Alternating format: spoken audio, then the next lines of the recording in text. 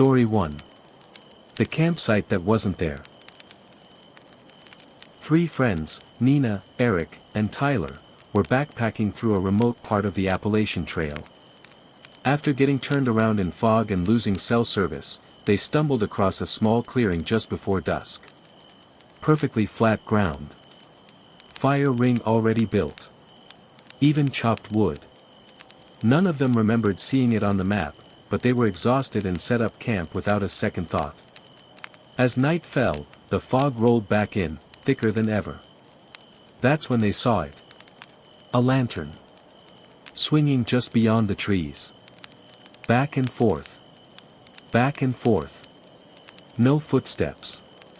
No voice. Just swinging. Tyler called out, "Hey. You okay?" The lantern stopped swinging. Then came 3 knocks from the forest. Not loud. Just sharp. Rhythmic. Knock. Knock. Knock. They assumed it was an animal, or some creepy prank. They turned in for the night. At 2:17 a.m., Nina woke up to voices. Faint. Whispering around the tent. When she looked outside, she saw their own campfire burning, but no one was sitting at it. Just shadows. Dozens of them. Moving without sound. She zipped up the tent and didn't sleep a second more. At dawn, the fog cleared. They packed in silence. But when they turned to leave, the forest behind them was gone. Just flat grass. No trees. No trail.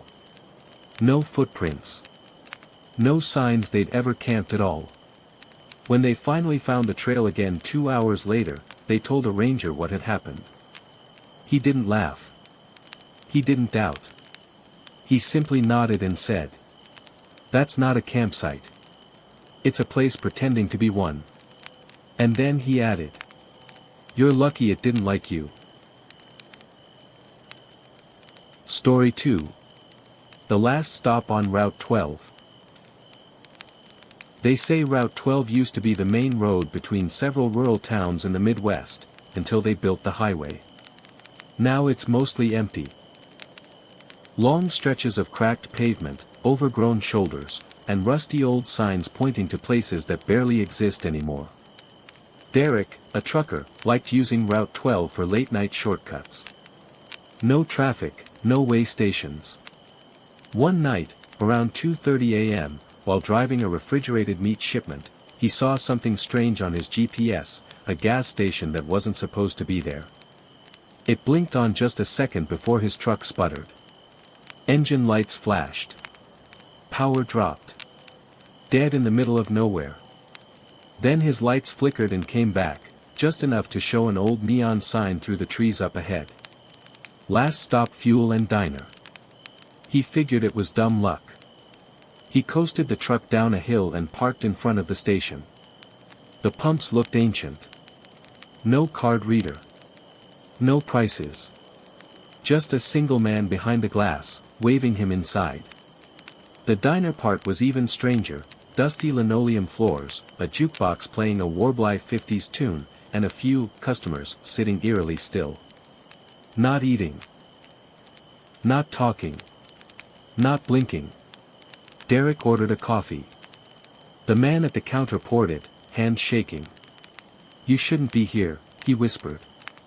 "They follow the road now." Derek looked out the window. Behind his truck was another truck. Identical. Same paint, same trailer, same number. Except, its driver was staring right at him. And it was him. Not like a twin. Not a look-alike. Him. In his own jacket, holding the same coffee mug, but not blinking. The man behind the counter whispered again. "Drink fast. They only need a minute to take your place." Derek turned. All the other diners in the room were now looking at him. Wide, dead eyes. Each one bore a resemblance to someone. Drivers. People on the road. Maybe even himself, over and over. He dropped the cup and ran. The truck wouldn't start at first, but he slammed the ignition again and again until finally it roared to life. He gunned it out of there. No gas. Just adrenaline. He looked in the rearview mirror as he pulled away. The diner was gone. Only darkness and a broken road behind him. Derek quit trucking that same week. He keeps his GPS off now. Drives in daylight only. And every so often, he checks his rearview, to make sure there isn't another him catching up. Story 3. The Girl in the Hospital Gown. Ben was a night janitor at Briarcliff Medical Center, a half-shuttered hospital where only 2 wings remained in use. The rest of the place was sealed off for renovations that never seemed to happen.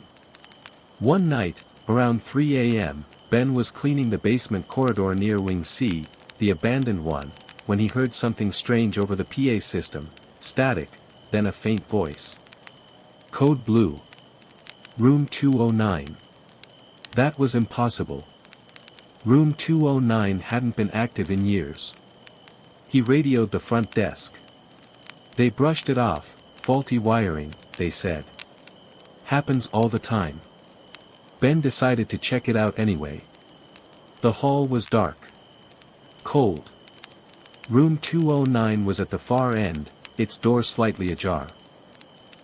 He pushed it open. Nothing inside but a bed with rusted rails, and a single hospital gown lying folded on the mattress. He turned to leave, but in the reflection of the wall-mounted monitor, he saw someone standing behind him. A girl. Pale. Bald. Wearing the gown. He spun around. No one there. The door slammed shut.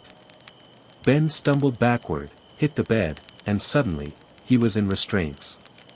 On the monitor, he saw himself thrashing, screaming, but no sound came out. The girl stood beside him now. She leaned down and whispered. "You're in my room now." Ben woke up hours later on the basement floor. Alone.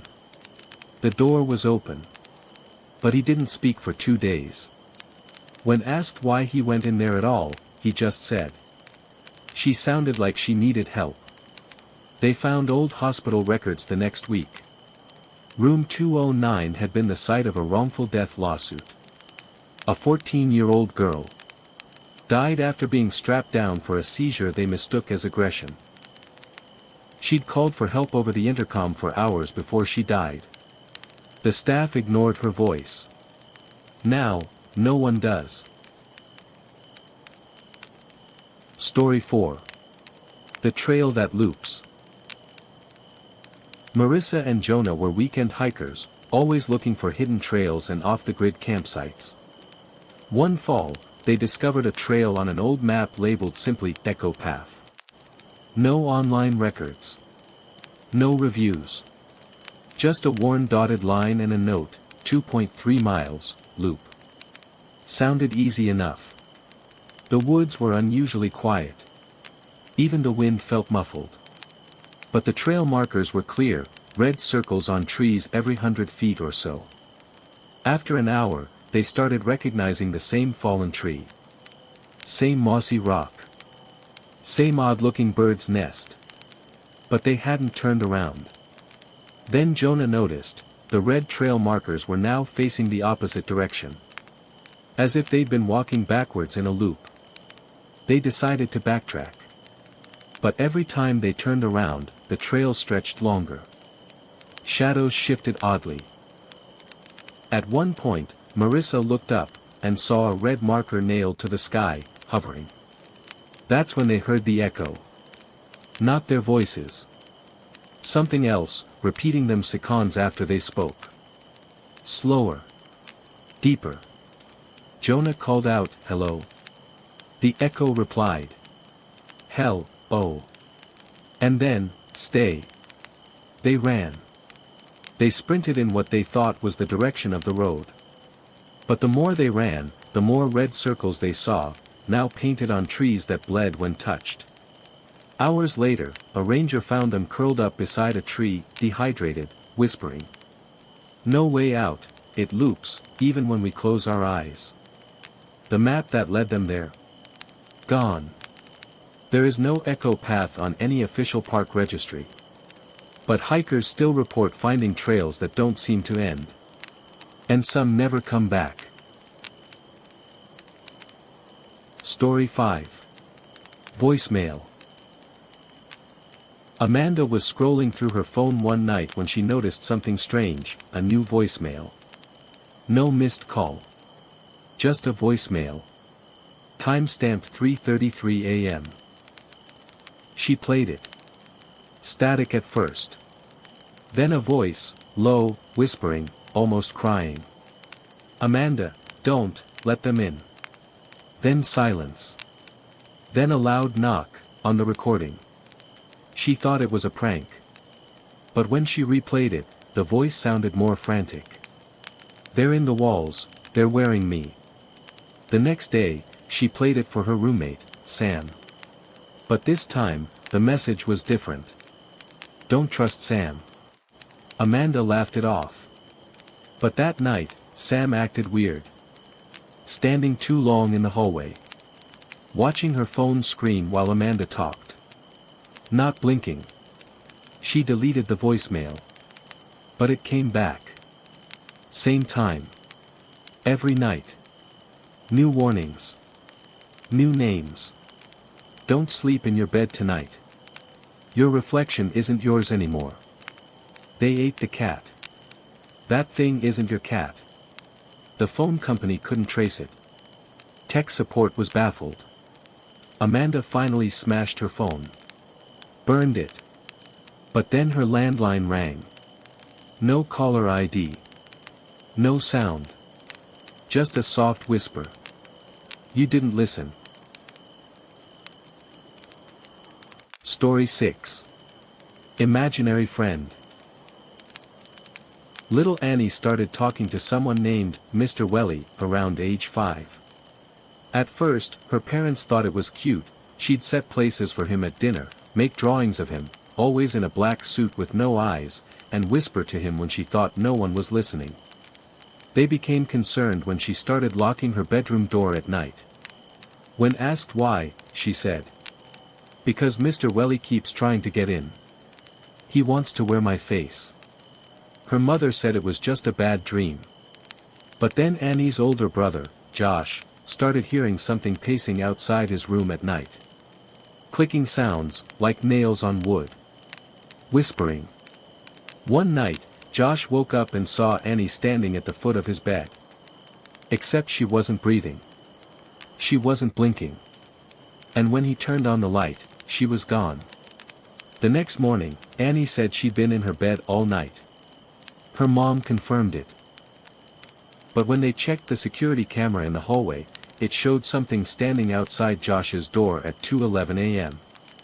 Something small. In a black suit. The family moved a few months later. But every year on Annie's birthday, they get a call on their landline, no number, just static. And a voice that says, "She was supposed to be mine." Story 7. The Mirror in the Attic. When Claire inherited her grandmother's house, she found a full-length antique mirror stored in the attic. Ornate wood frame. Slightly tarnished. But beautiful. She brought it downstairs and leaned it against the wall in her bedroom. That's when the dream started. She'd wake in the middle of the night, heart racing, certain that someone had just been in the room. Sometimes she saw movement in the mirror, a flicker of a hand, a blur of black fabric. She blamed stress. But one night, the mirror was fogged up. Like someone had breathed on it. She wiped it clean and saw herself. Except her reflection smiled. She didn't. Then it lifted a hand, before she did. Claire backed away, heart pounding. She threw a blanket over the mirror and decided to sell it in the morning. But at 3 a.m., she woke to the sound of glass cracking. She turned on the light. The mirror was uncovered. And there were handprints, from the inside. She wrapped the mirror in cloth and took it back to the attic, shoving it behind a wall of boxes. The next morning, it was back in her bedroom. Now, she sleeps facing away from it. But sometimes, she swears she hears a faint whisper behind her. And she knows, one night, if she turns around, her reflection might not be there anymore. Story 8. The Diner with No Exit. Caleb was driving cross-country through Nevada when a sudden sandstorm forced him to pull off into a tiny town called Dry Vale. Not on the map. No cell service. No signs of life, except for one glowing red neon sign. Ruby's Diner, open 24/7. Inside, it was pristine. Chrome stools. Checkered floors. Waitress in a retro uniform. No other customers. She greeted him with a warm smile. "Coffee, hon?" Caleb nodded. Something felt off, but he was tired. She returned with a full mug, and a plate of food he didn't order. "On the house," she said. Caleb stared at it. A cheeseburger, perfectly cooked. Fries still steaming. But he hadn't said a word. He tried to ask where he was, but she just smiled and said, "Eat up. You've got a long wait ahead." He took a bite. Everything blurred. Suddenly it was night again, though it had already been night when he arrived. The diner clock still read 3:14. He tried to leave. The door wouldn't open. The windows showed only blackness. No outside. Then he saw the other customers, not sitting, but reflected in the chrome. Dozens of them. Silent. Frozen. Eyes wide. He turned around. The booths were empty. He ran to the back. No kitchen.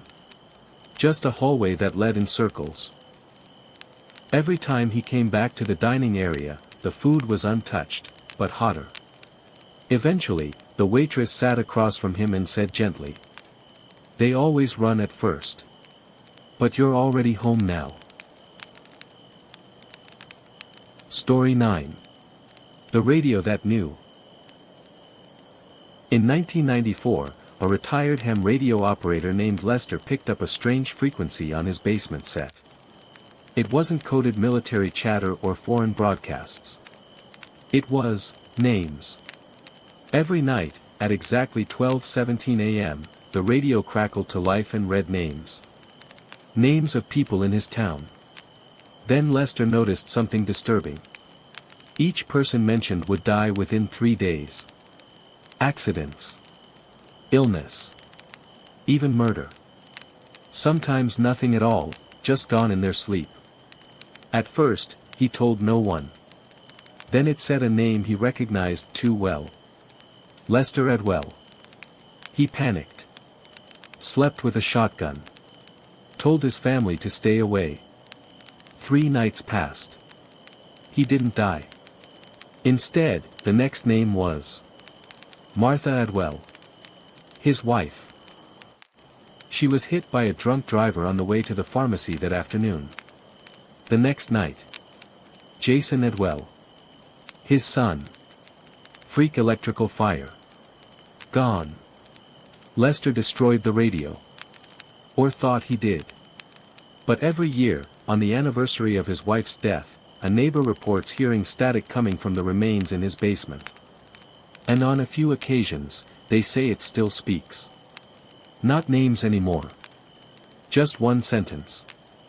You listened. And that made it real. Story 10. The Floorboards. The Harper family moved into a Civil War-era farmhouse in Virginia. Rustic charm. Creek on the property. Original hardwood floors. During the renovation, the father, Greg, noticed something strange. One floorboard in the upstairs hallway was loose, but nailed down from the inside. Curious, he pried it up. Beneath was a hollow, cloth-wrapped bundle. Inside, a small, leather-bound diary, and human teeth. Dozens of them. All child-sized. The diary belonged to a girl named Lydia. 1863, she wrote about the man with no eyes, who lived under the floor. He watches me through the cracks. He whispers at night. He says the war wants me too. The final entry read. I gave him my teeth so he'd stop the crying. But he said he wants more now. That night, their youngest son, Wyatt, said something odd at dinner. There's someone under the floor who wants to trade. They laughed. Nervously. That night, they heard scratching. Greg checked on Wyatt, he was fine. But in the morning, a floorboard in his room was loose. And one of his baby teeth was gone. No blood. No struggle. Just a clean space under the pillow, and that diary, now sitting beside it. They tried to leave the house the next day. But the floor groaned when they walked. As if angry. They moved out the following week. The house still sits vacant. But every so often, someone walking by reports hearing a child whisper through the window. He still wants more.